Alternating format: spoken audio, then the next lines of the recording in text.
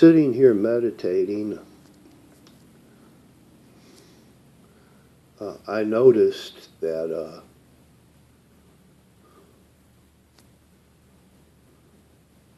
I impose rules upon myself. I put restrictions upon myself.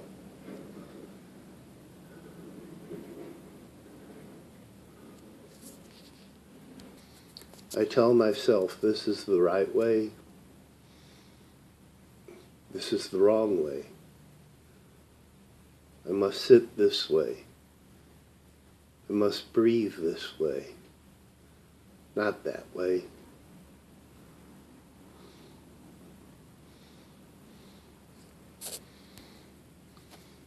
Somehow there's this little voice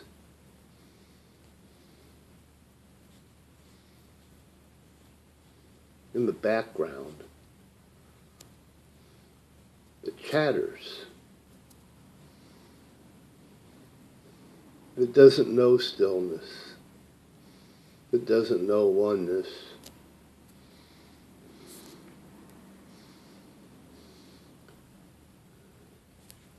That tells me I have to get in position, into this position, into that position, to be.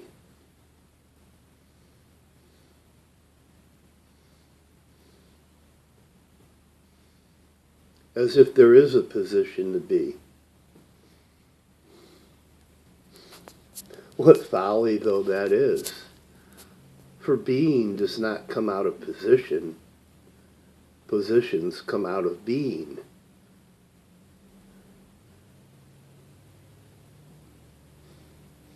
Being does not come out of positions. The positions we take form of come out of being. The position is not the author, the writer, the mother of the being.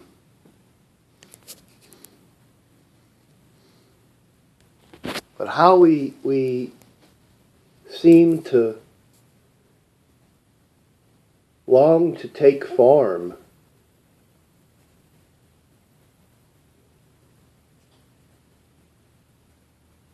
from the external rather than letting what's inside us give us form and transform us.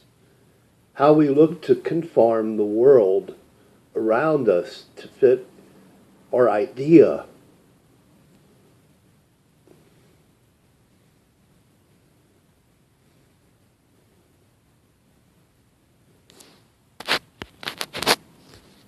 Seeking to conform it to our idea of what is ideal. Ideal.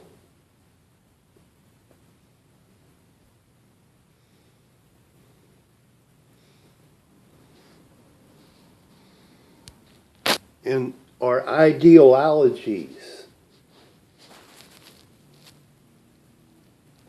these thought processes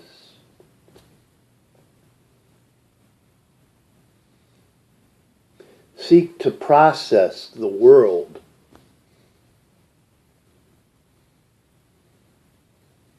Seek to process it so that the world becomes like processed foods, not natural. So that the world becomes processed into what we would desire to conform it into, making it to be what it's not.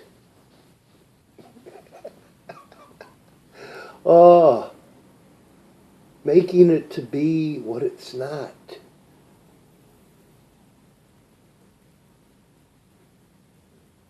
And in doing so, we lose touch with reality. We become insensitive to what's actually here in our vain attempts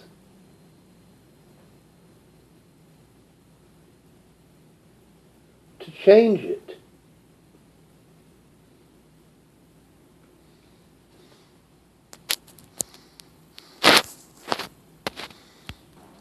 Yet we're like a fish in the water, are we not? We are like a fish in the water. We look at how fish evolve in the ocean. If the climate changes, the fish must adjust to the climate. The climate's not going to adjust to the fish. If the fish does not adjust to the climate, the fish will perish. If the person does not adjust to the environment's not going to change to fit the person. The person must adjust himself to fit the environment. The environment there is soil to grow in, is soil to change in, it's soil to be transformed in. What's here in this moment is here for you to grow in. It's not here for you to change. It's for you to be rooted in the actuality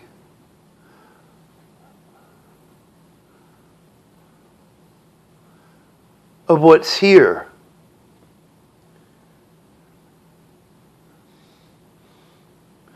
To be open, undefended, not contracted, not defensive, but letting your roots go into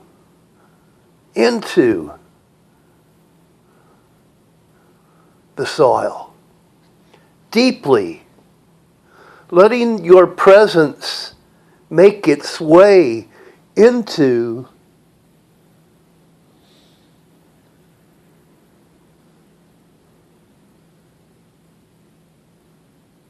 what's here.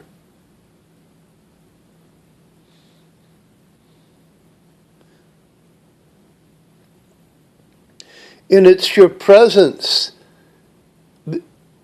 that you bring to what's here that causes stability to arise. Consider the work of the roots of the grass. The grass has roots in the soil, and when it rains, those roots hold that soil together in clumps so that the soil does not just dissolve and all wash away. All wash away. And so your presence in this world are like those roots. When you're present as the love that you are, when you're present as the peace that you are, when you're present as the joy that you are, you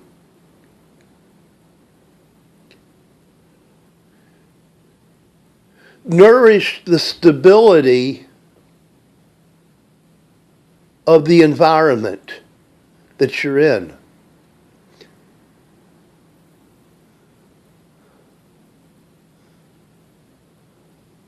Rather than seeking to get rid of it,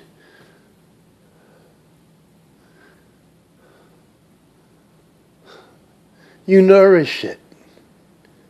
You nourish it. You're the salt of the earth, Jesus said.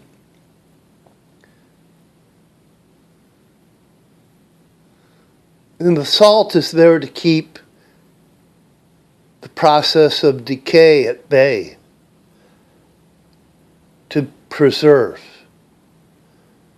to add taste and essence to.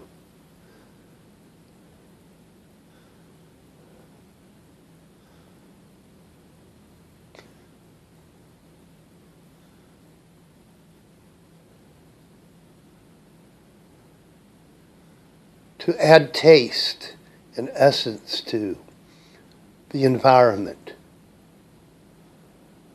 that you're in. Not to make the environment to fit your taste, to fit your preferences, to succumb to your desires, but to bring your essence to the environment. Can you see the difference there between you seeking to change the essence of the environment and you being an essence that flavors it by your presence?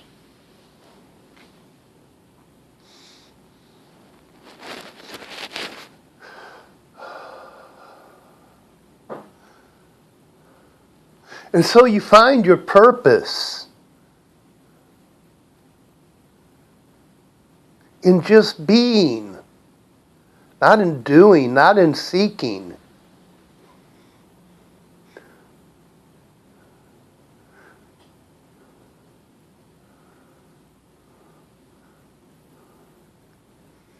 By allowing the grace that's within you to work you out. By allowing the grace that's in you to work you out. Rather than you trying to work the world out into something that it's not.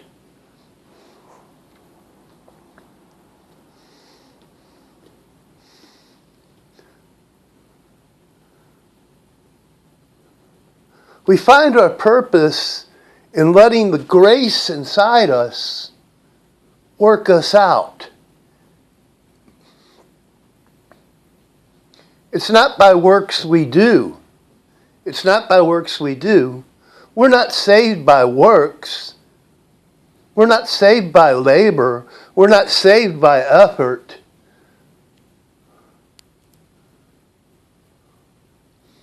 We're saved by submission, surrender, succumbing to the grace that's innate within each and every one of us. For we have all been graced. We have all been gifted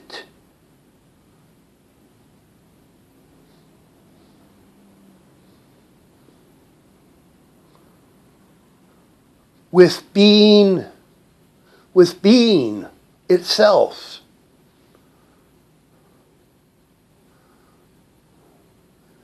If we'll just let things be. Relax.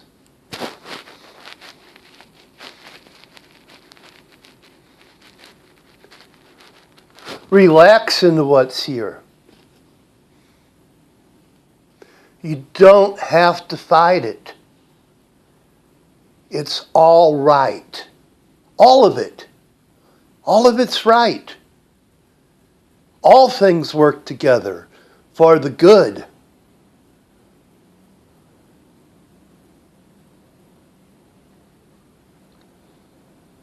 Of the one. Because that's all there is. That's all there is. That's all there is.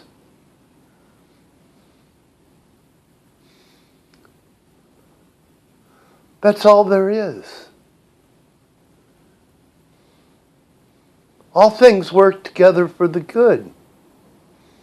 To those who love God, who are called according to His purpose.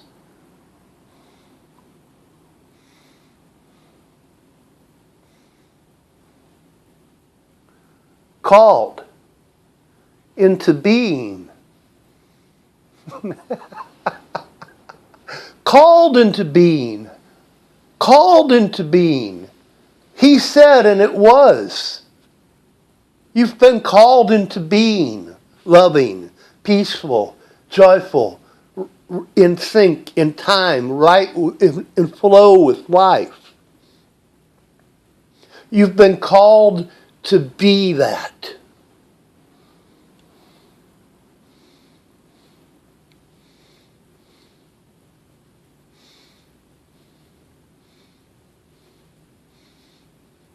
It's not what you call yourself. It's what you're called to be.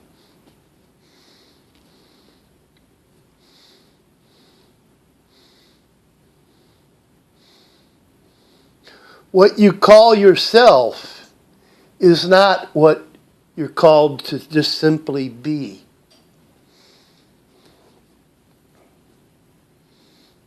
What you're called to be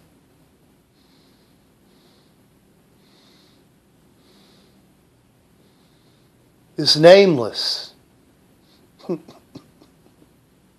formless, eternal, infinite, vibrant, bright, vivacious.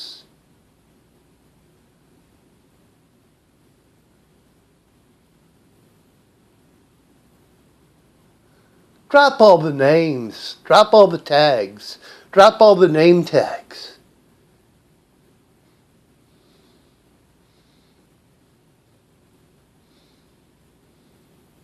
Let them all go.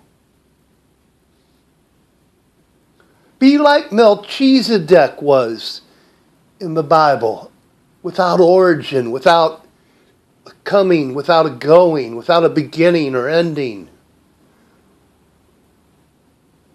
Rise up to be that sort of a presence.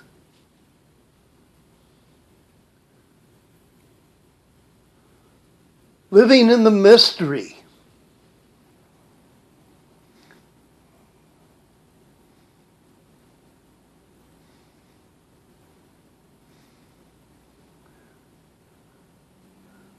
Not doing from knowing what to do from who you think you are. Hear me, not knowing what you know to do from who you think you are. No, not that. Not that. But to let the doing flow out of being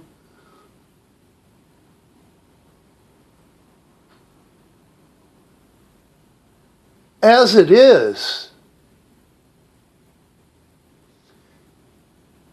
Now, and now, and now, and now, and now, and now. It's when we try to be what we think we should be that we encapsulate life, that we bind ourselves up, that we force conformity upon ourselves and those around us to notions and beliefs and laws for being that we've instituted. That have come from fabrications.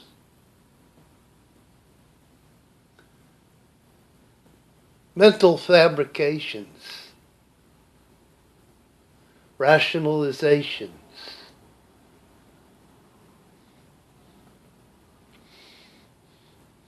And such the like.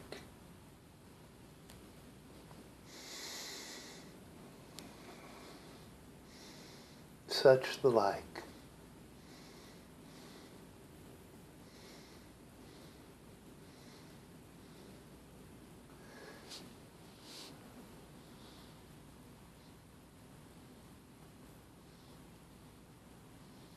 Can you be without thinking? Can you be without thinking?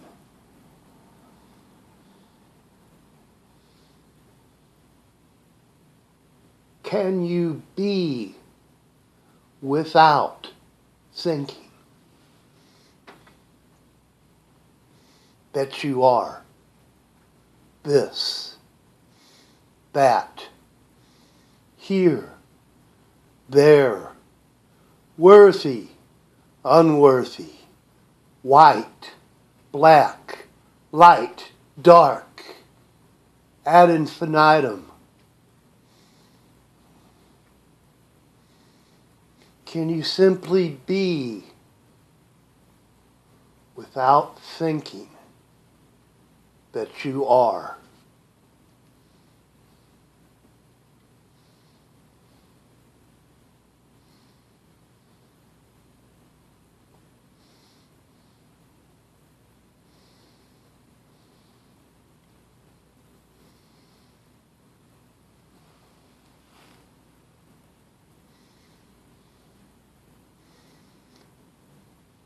The star sits in the sky without thinking, without thinking. The sun shines on the whole world impartially, indiscriminately, without shame, without pretense, without any of that, without thinking about it, without thinking about it.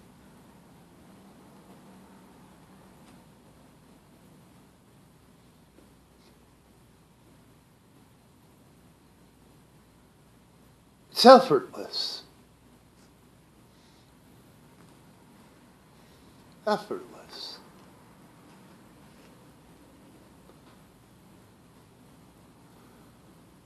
People think, that's what people do. The sun shines, that's what the sun does. The bird sings, that's what the bird does. And people think, that's what people do.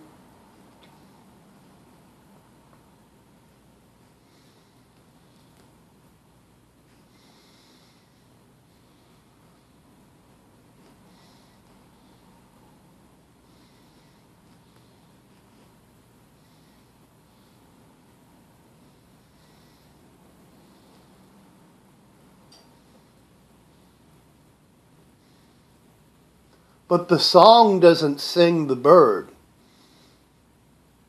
The light doesn't shine the sun.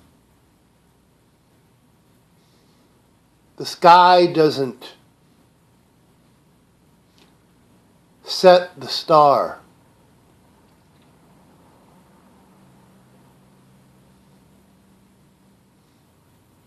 The person does the thinking. The thinking does not do the person. When the thinking does the person, things become personal, serious, heavy, laborious, dull.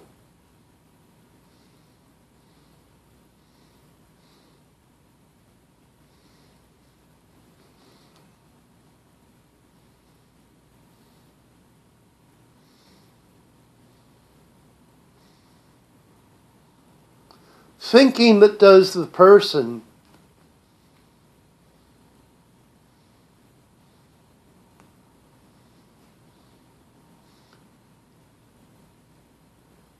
is futile.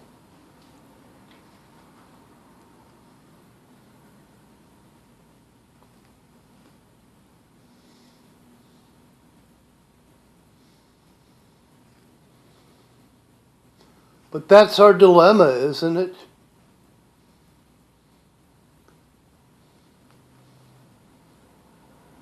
We try to be what we think we should be. We try to make others into what we think they should be. We pressure ourselves. We pressure others. We drive ourselves. We drive others. We push, we pull, we grasp, we claw, we bite, we fight.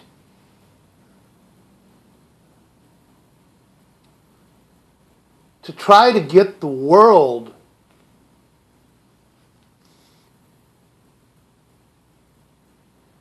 into our little box of what we think it should be.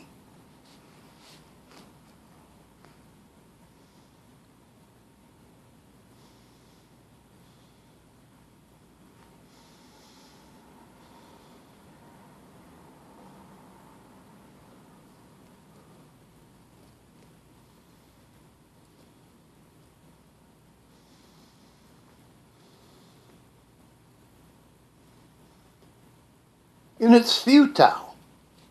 Futile.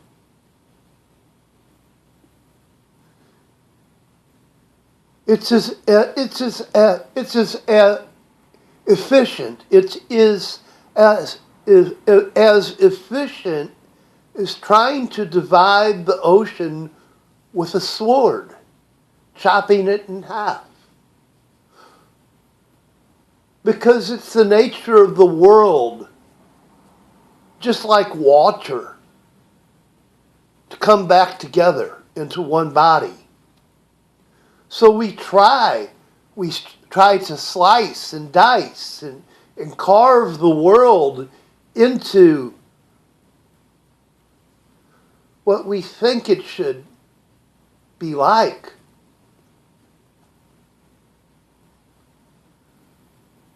To no avail. Our best efforts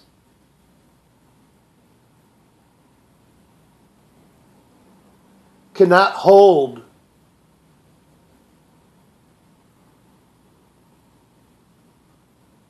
the world together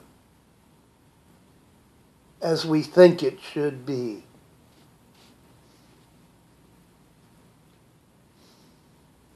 And it's the delusion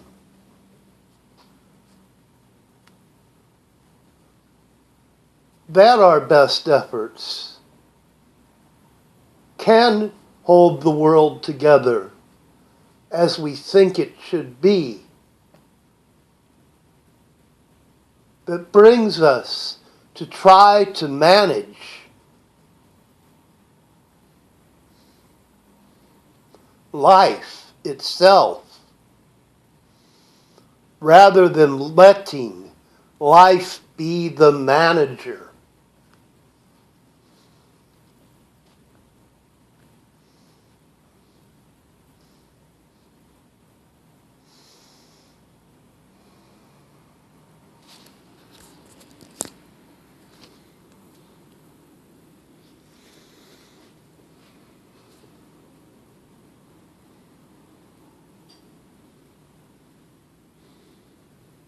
And life laughs. If life has an ass, it's rolling on the floor laughing its ass off. Oh.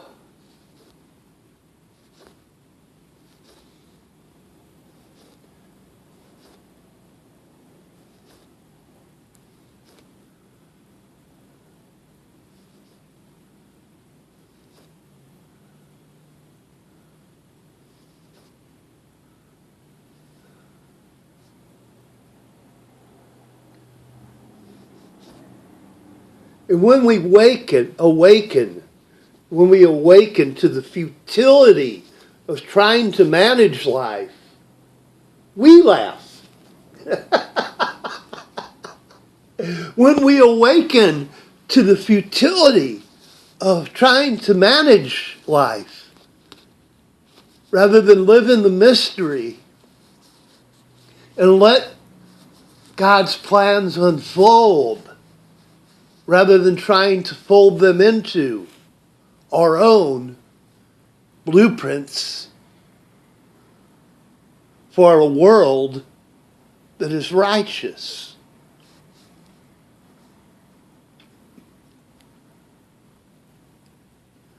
When we wake up to the futility of that, we laugh. And it's a good laugh. It's a belly laugh. It's a humble laugh. It's a laugh that comes with a measure of humility. And when you can laugh like that, it's a grace. It's a gift to walk in the awareness of your limitations as well as your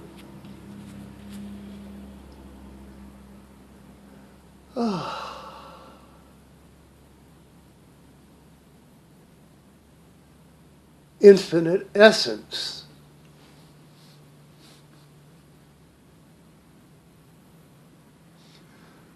In knowing your limitations, you're empowered. You are empowered by knowing your limitations.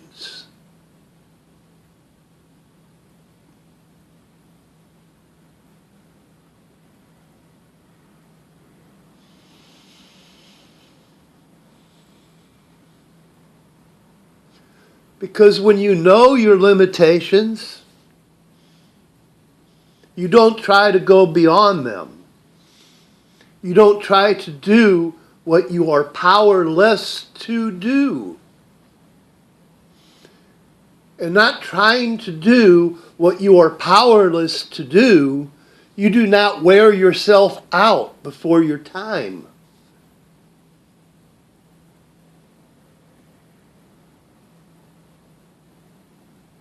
Those that wait upon the Lord shall renew their strength. They'll mount up with wings as eagles. They'll run and not be weary. They'll walk and won't faint. Why? They know their limitations. They don't try to go beyond them. They wait. They wait. They're patient. They're comfortable with the mystery. They're comfortable with the cloud of unknowing. They've grown to learn to relax in not knowing, in not having to know, in not having to control, in not having to force, in not having to war.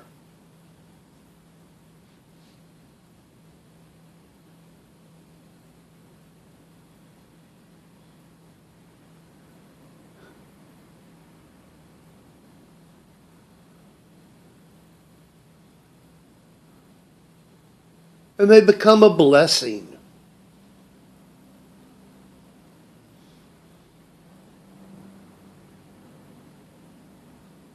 An asset. Food for joy. Food for peace. Food for love.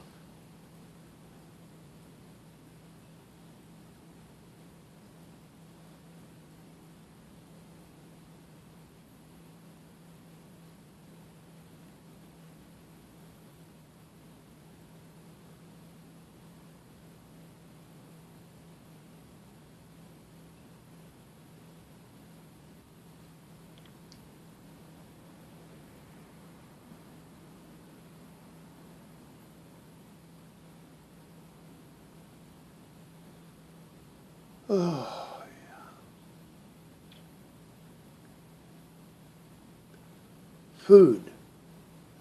Food for the kingdom to arise. Food. Food that gives substance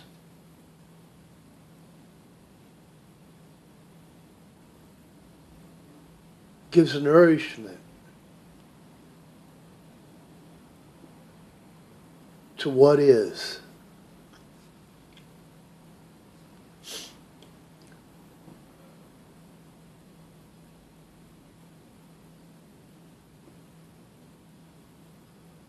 Food that fulfills, that fills.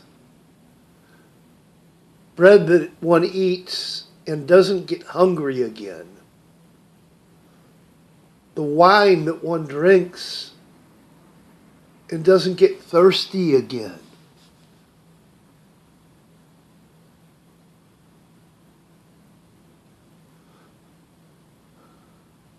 There is the wine that one drinks, that when one drinks it, it produces a desire to drink more.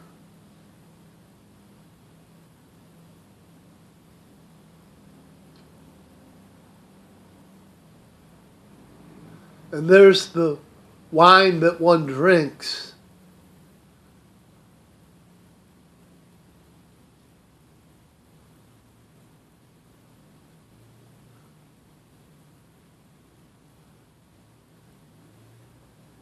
that takes away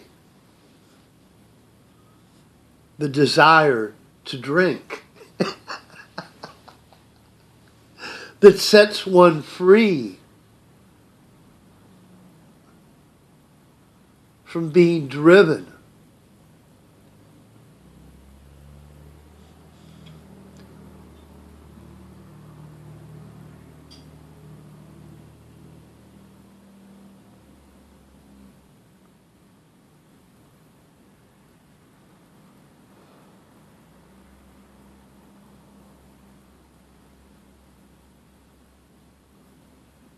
In this new wine,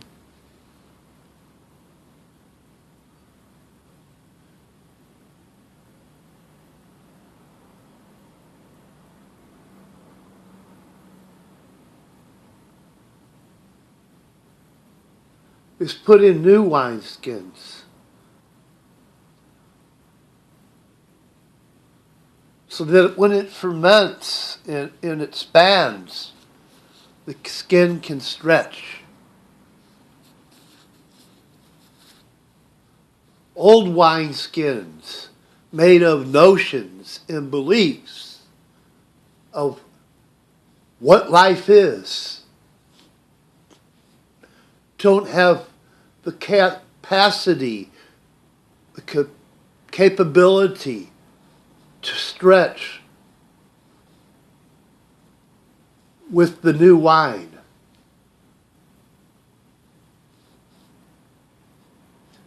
They come apart.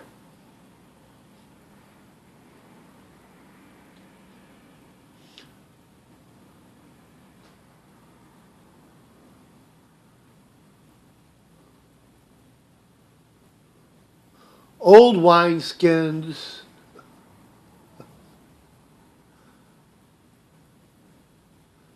brittle and dry come apart. New wineskins, soft and supple, can contain the wine.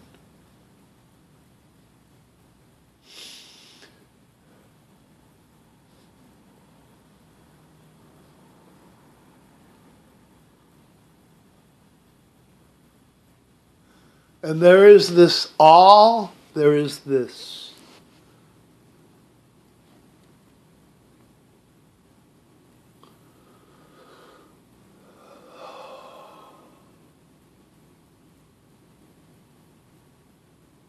immense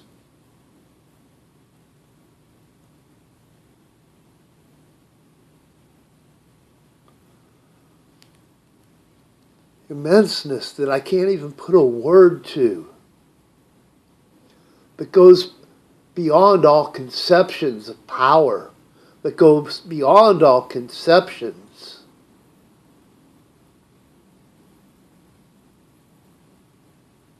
that we have.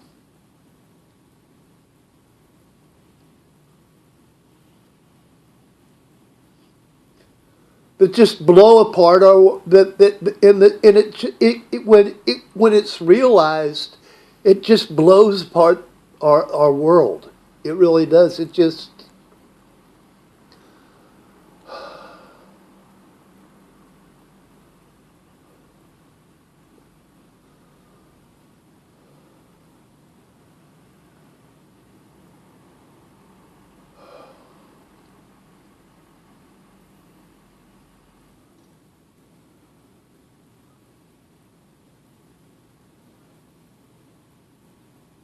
It just is what it is. It just is what it is. It just is what it is.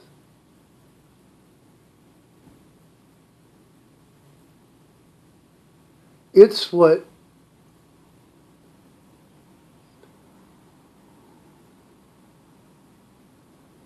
knows me to be.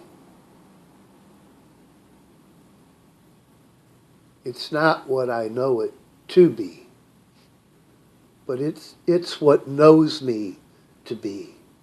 And its knowing me to be is what makes me to be me.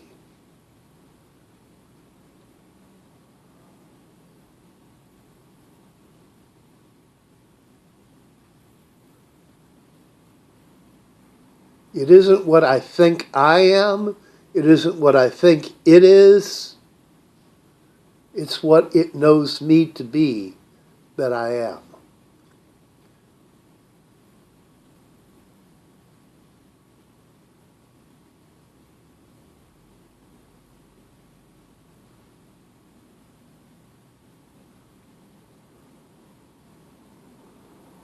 In knowing that is knowing enough. Thank you, Salah.